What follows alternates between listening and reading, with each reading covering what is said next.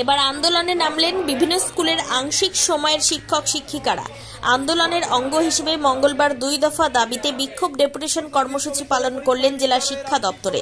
এই কর্মসূচিকে সামনে রেখে এদিন মালদা জেলার বিভিন্ন স্কুলের আংশিক সময়ের শিক্ষক শিক্ষিকারা পার্ট টাইম টিচার্স ওয়েলফেয়ার অ্যাসোসিয়েশনের ব্যানারে প্রথমে মালদা শহর জুড়ে মিছিল করেন। মিছিল শেষে তারা শহরের অতুলচন্দ্র মার্কেট এলাকায় অবস্থিত জেলা শিক্ষা দপ্তরের সামনে জমায়েত করে 2 দফা দাবিতে বিক্ষোভ দেখান। তারা 60 বছর বয়স পর্যন্ত চাকরির নিশ্চয়তা সহ বিভিন্ন সরকারি সুযোগ সুবিধার দাবিতে সরব হন এবং উত্থাপিত দাবিতে ফেলা শিক্ষা দপ্তরের আধিকারিকের নিকট তাদের ডেপুটেশন পেশ করেন। 60 বছর বয়স পর্যন্ত কাজের নিশ্চয়তা প্রদান করতে হবে। 60 বছর বয়স পর্যন্ত কাজের নিশ্চয়তা প্রদান করতে হবে। আমরা দীর্ঘ কেউ 7 বছর, কেউ 8 বছর, কেউ 10 বছর পর্যন্ত বিদ্যালয়ের সরকারি প্রশিত বিদ্যালয়গুলিতে আমরা সরকারের বিদ্যালয়গুলিতে আমরা পরিষেবা দিয়ে এসেছি। আমরা স্কুলে প্রতিদিন যাই, 10টা থেকে 4টা পর্যন্ত বিদ্যালয়ে থাকি এবং যারা পার্মানেন্ট শিক্ষক আছেন তাদের মতোই আমরাও 10টা থেকে 4টা পর্যন্ত 6টা কেউ 7টা ক্লাস করি।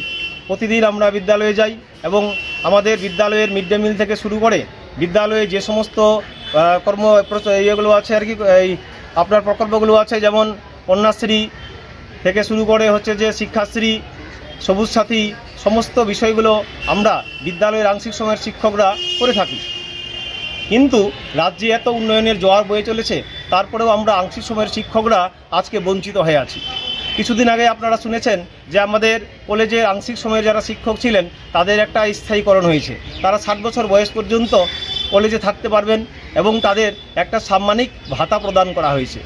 আমরাও চাই যে রাজ্যের অন্যান্য যে সমস্ত প্রকল্পগুলো যেভাবে দ্রুত গতিতে এগিয়ে চলেছে, আমরা কেন যারা যে স্কুল পার্ট টাইম শিক্ষক আছি তারা কেন বঞ্চিত থাকি। মাননীয় মমতা ব্যানার্জির কাছে আমাদের অনুরোধ, যাতে আমরাও তাদের ছত্রছায়ায় আসতে পারি এবং আমরাও সরকারি আওতার মধ্যে আসতে পারি এবং কলেজের শিক্ষকদের মতো আমরাও যাতে মাথা উঁচু করে একটু বলতে পারি যে আমরাও স্কুলের শিক্ষক। অনেকে শুনছেন যে পার্ট টাইম টিচার, এই কথাটা শুনে অনেকে নাক ছিটকাচ্ছেন, কিন্তু আমরাও কিন্তু হচ্ছে যে অন্যান্য শিক্ষকদের মতোই কিন্তু পরিষেবা দিয়ে চলেছি এবং ছাত্রছাত্রীদের যত্ন সহকারে পড়াচ্ছি, কিন্তু আজকে আমরা বঞ্চিত। আমরা চাইছি আপনাদের মাধ্যমে